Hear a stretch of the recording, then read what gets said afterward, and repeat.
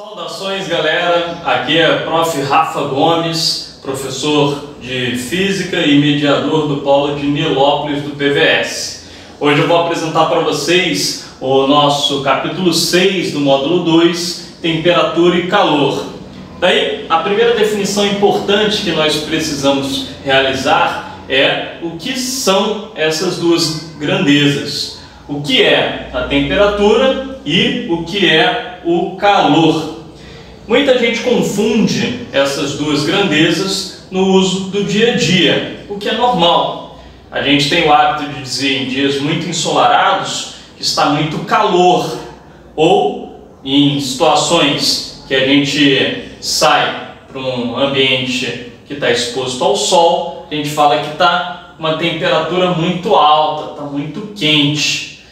E isso às vezes entra em conflito com as definições da disciplina de física. Mas, para a gente resolver esses problemas, nós temos que... O que é a temperatura? Inicialmente, o conceito de temperatura tinha conexão com uma sensação. Você conseguia determinar o que é aquecido, o que está quente e o que está frio, pela nossa experiência ao interagir com aquela coisa. Só que isso tem um problema, porque cada um lida de uma maneira diferente com a temperatura. A gente não tem como garantir que algo vai estar quente para todo mundo ou algo vai estar frio para todo mundo. Então, para evitar esse tipo de discussão, a gente define que a temperatura é a agitação média das moléculas. Daí, quando eu falo de agitação média das moléculas, o que eu estou querendo dizer exatamente? As moléculas e os compostos, de modo geral, os sólidos, líquidos e gases, dentro deles tem moléculas com átomos e essas estruturas possuem conexões. Essas estruturas igualmente possuem o que a gente chama de energia interna. Então, a energia interna ela tem uma forte conexão com o conceito de temperatura.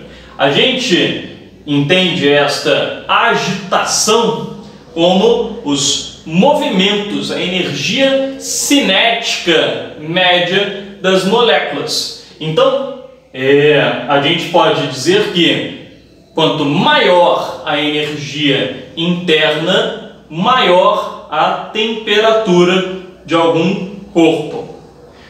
Já a grandeza de calor, por sua vez, a gente consegue definir como uma forma de energia em trânsito. E essa forma de energia em trânsito, ela ocorre de maneira natural do corpo mais aquecido, ou seja, com a maior temperatura, para o corpo menos aquecido, o corpo mais frio. Isso de modo natural. Nós até temos máquinas, que são os refrigeradores e os ar-condicionados, que invertem este fluxo de calor, pagando um pedágio energético que a gente vai debater um pouco mais adiante. Então, a gente tem a temperatura como a agitação média das moléculas e o calor, este fluxo, essa passagem de energia de um corpo para o outro. Daí, diferenciados esses dois conceitos, nós podemos partir para o que a gente utiliza como medida. Já que nós abandonamos essa definição de sensação para a temperatura, nós precisamos de uma medida concreta para podermos fazer estudos e comparar resultados.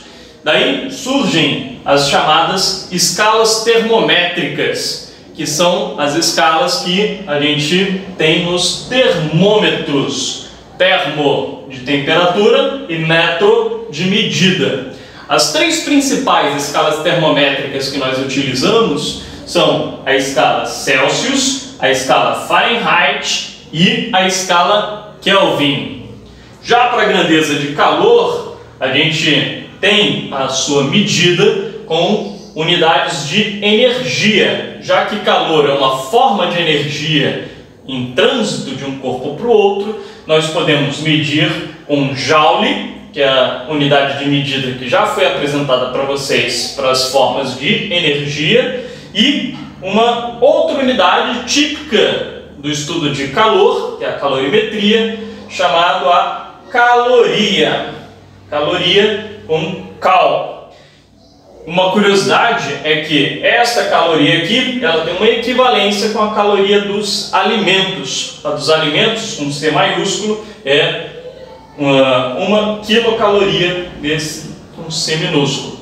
Agora, a gente pode então prosseguir para um outro quadro, falando um pouquinho mais sobre as escalas termométricas e como nós passamos de uma para outra. Então, falando um pouquinho sobre a termometria, que é a parte da física térmica que encarrega-se de medir a temperatura, nós temos as 3 escalas termométricas principais. Para nós fazermos uma comparação entre elas, é importante que a gente escolha uma forma que todas as 3 tenham as suas respectivas medidas.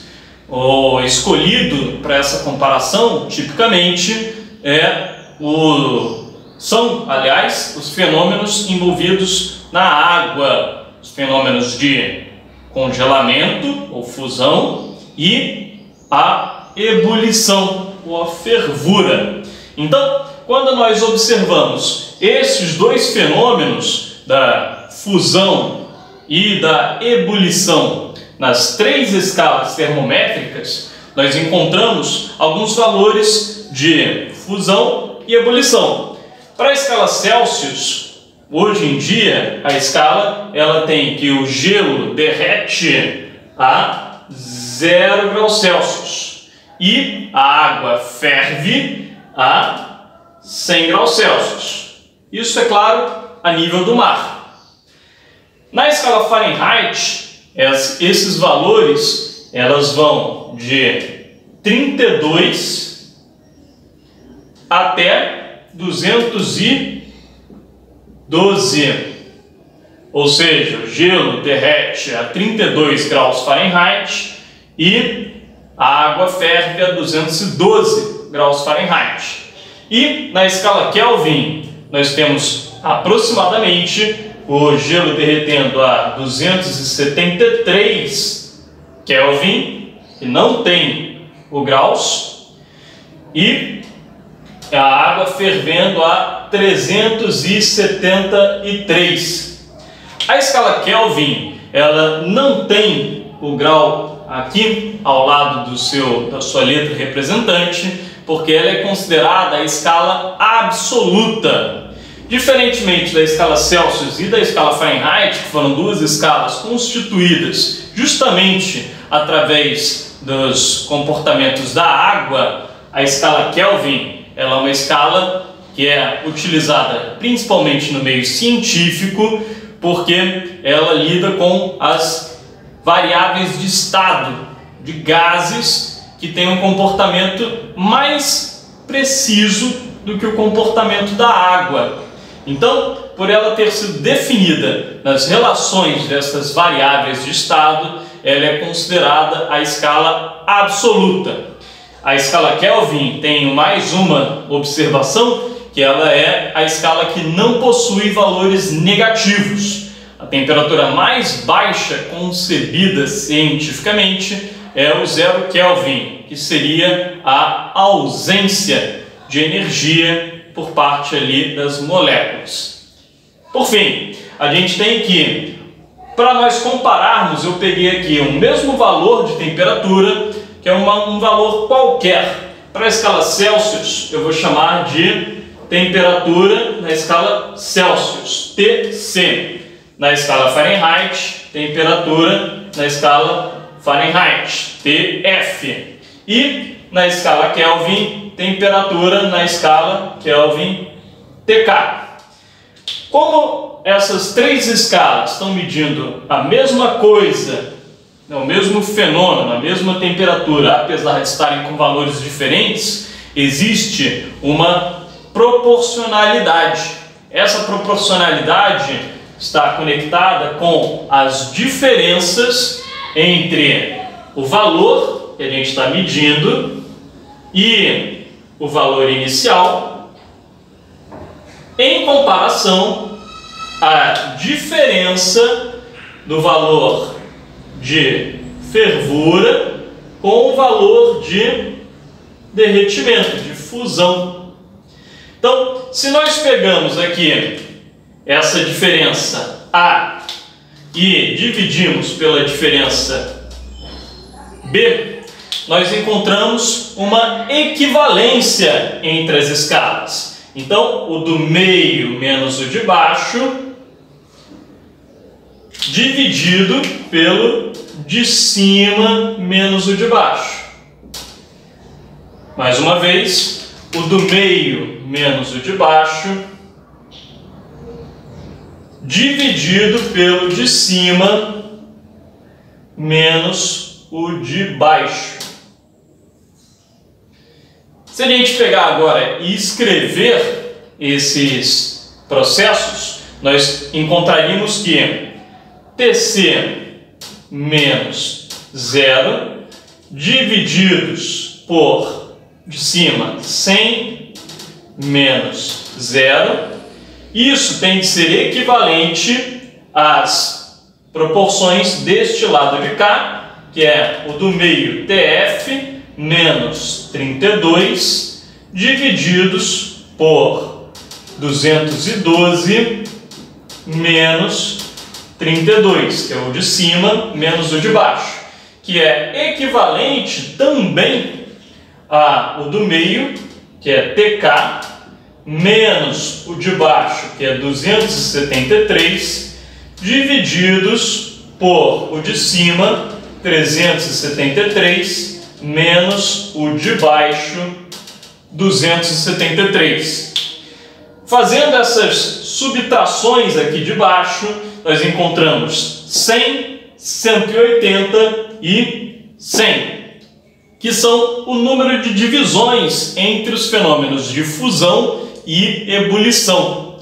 Daí, a partir desta proporcionalidade aqui, nós podemos definir a equação entre escalas. Porque se aqui for 100, aqui 180 e aqui 100, nós podemos simplificar os três lados aqui da igualdade por 20, que é o máximo divisor comum, e isso nos dará a equação TC sobre 5 é igual a TF menos 32 divididos por 9, que é igual a TK menos 273 divididos por 5.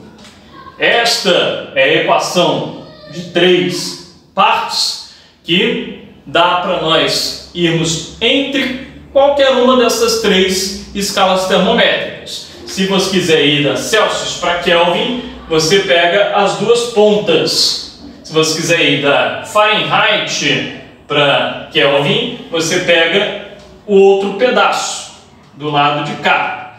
E se você quiser ir da Celsius para Fahrenheit, você pega os dois primeiros pedaços. Então, nós utilizamos esta equação aqui para conseguir passar os valores entre uma escala e outra. Agora, para nós encerrarmos a nossa aula, vamos falar um último quadro sobre como nós medimos o calor e como se dão as propagações de calor. Bom, pessoal, então, fazendo o nosso último quadro da aula de hoje, a gente vai falar um pouquinho sobre a calorimetria. A calorimetria, como o nome já sugere, é a parte da física encarregada de medir o calor. Daí, esta parte da física ela é sustentada em cima de três conceitos, sendo eles o conceito da quantidade de calor, que é denotado com a letra Q maiúsculo, que refere-se à forma, à quantidade de energia trocada numa troca de calor entre dois ou mais corpos. Temos o conceito da capacidade térmica, que indica para a gente se é fácil ou difícil você esquentar ou esfriar alguma coisa. Ou seja, se é fácil ou difícil você variar a temperatura de algo. Daí, um exemplo bom para vocês entenderem o conceito de capacidade térmica é pensarem o que é mais difícil, você esquentar um copo de água ou esquentar uma piscina de água. Evidentemente que a piscina ela é mais difícil de ser esquentada, assim como é mais difícil de ser esfriada. Um exemplo paralelo a este que a gente tem é em relação à água do mar, que no início da manhã, apesar de já estar sujeita ao sol, a água ainda é bem gelada. E no fim do dia, quando o sol se põe, a água fica mais agradável, ela fica mais morninha, porque ela demora a esfriar. Então, a água do mar tem uma alta capacidade térmica, que quanto mais alto o valor, mais difícil variar a temperatura. Por fim, o último conceito que a gente tem é o conceito de calor específico, que se subdivide em calor específico sensível, denotado com a letra C minúsculo, e o calor específico latente, denotado com a letra L maiúsculo. Daí, esses calores específicos, eles se referem a propriedades do material. A gente encontra que existem materiais que possuem mais facilidade do que outros de variar de temperatura. Isso remete ao calor específico sensível. Associem sempre que sensível é de sentir, e sentir a gente tem, né, a sensação através da temperatura. Então, o calor específico latente, por sua vez, indica pra gente a facilidade ou dificuldade de você mudar de estado físico alguma coisa. Então, sair do sólido para o líquido, ou do líquido para o vapor, ou vice-versa, né? Do vapor para o líquido ou do líquido para o sólido. Esse é o calor específico latente.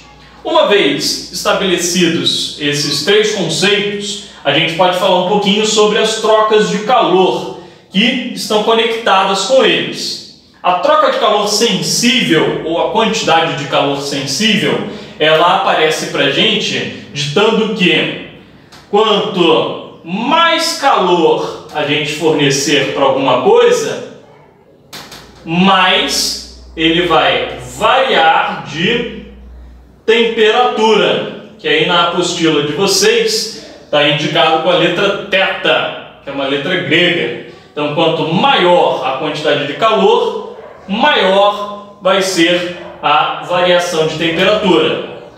Por outro lado, a gente tem duas características que fazem a variação de temperatura ser maior ou menor.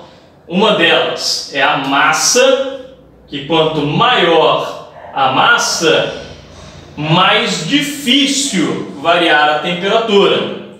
E o que a gente acabou de definir, o calor específico sensível, que quanto maior o calor específico sensível, mais difícil variar a temperatura. Então, esta equação aqui é a equação do calor sensível, a quantidade de calor sensível, que pode ser apelidada de equação quimicão.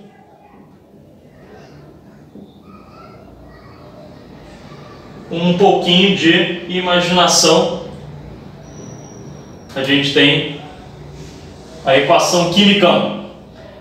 A quantidade de calor latente, ela já aparece relacionando que quanto maior a quantidade de calor necessária para você mudar de estado físico alguma coisa, maior também o calor específico latente, que tem conexão também com a quantidade de massa. Quanto mais massa você quiser mudar de estado físico, mais quantidade de calor você precisa. Então, a gente tem a quantidade de calor latente também sendo apelidada com o nome de Q-mole.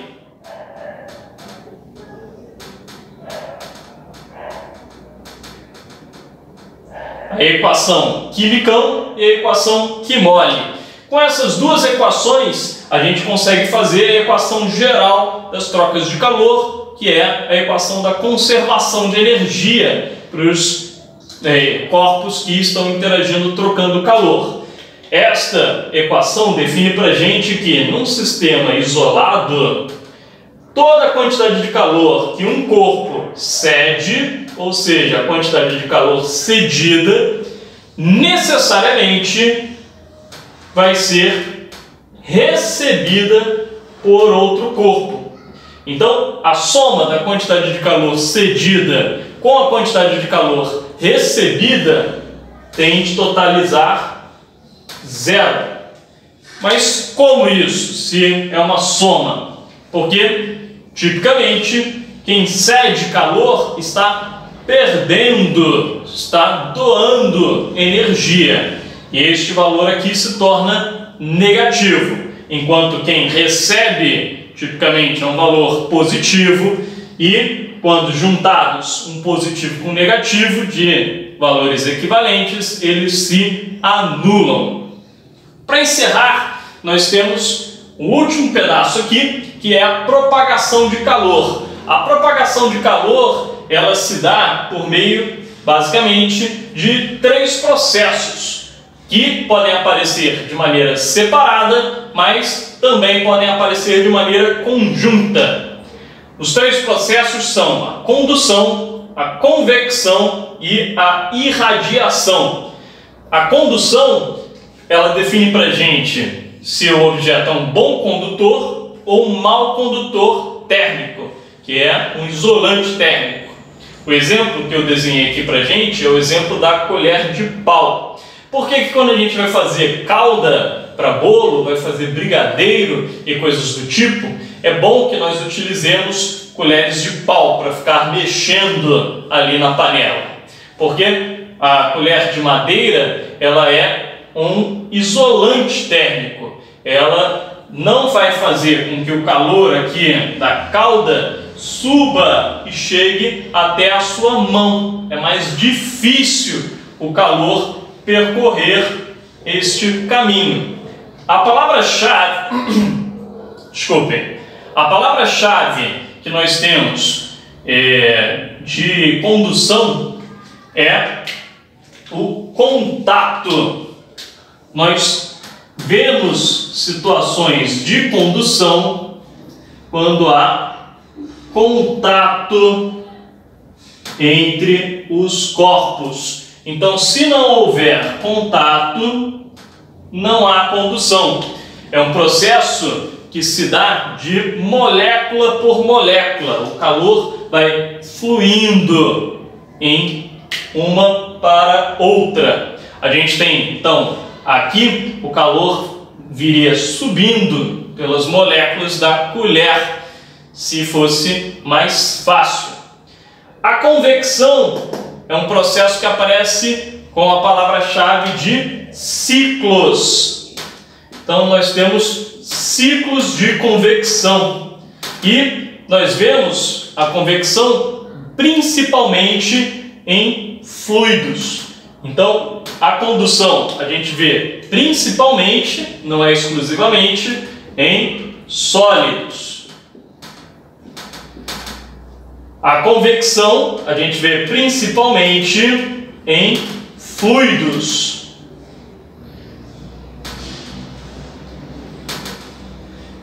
E onde que aparece isso no nosso cotidiano? Se vocês repararem, algumas aves, como o urubu, quando ele está voando, ele voa em círculos para justamente aproveitar as correntes de convecção. Os fluidos, quando eles são aquecidos, eles ficam menos densos, as moléculas ficam mais espaçadas. E aí, por eles estarem menos densos, a tendência é do fluido subir, como vocês viram na aula de hidrostática. Os fluidos menos densos sobem. Daí, este vazio, esse espaço que se abre com o fluido que subiu, é preenchido por um mais denso que desce. Mas se aqui embaixo tiver uma fonte de calor, seja ela o chão, a areia da praia ou qualquer coisa assim, a gente vai ter um aquecimento do fluido que está aqui, que vai subir, liberando espaço, e o outro vai descer. Então, o quente sobe, enquanto o frio desce. E assim se forma um ciclo.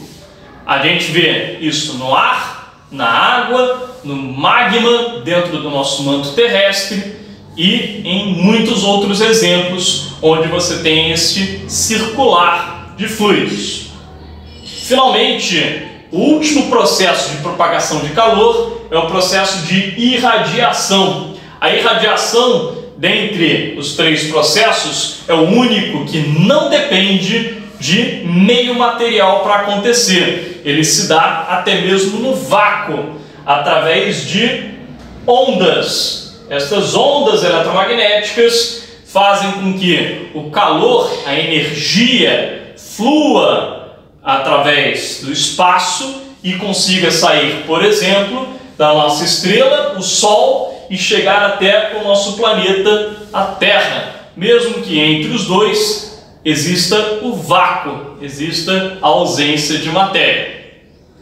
Pois bem, então esta foi a nossa aula de hoje. Eu espero que vocês tenham entendido. Caso tenham tido dúvidas, entrem em contato com seus mediadores ou sintam-se à vontade para me mandar mensagens pelo meu Instagram. Um forte abraço e até a próxima!